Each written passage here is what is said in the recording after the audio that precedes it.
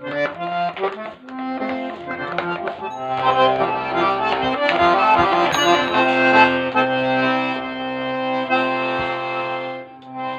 sizin hürmetke Tatar halk yeri Kişki Ovul. Bu köy bizning yoqlarda Uram köyü.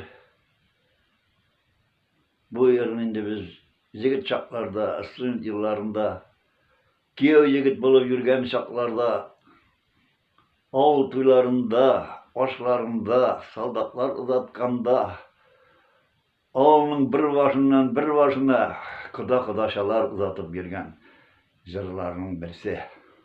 Rahim etiniz.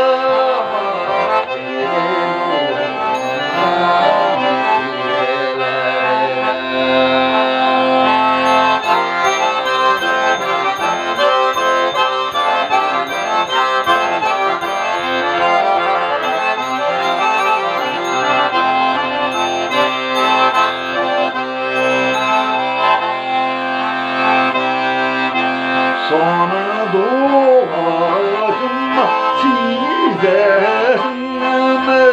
vatı kanı doğalım, doğma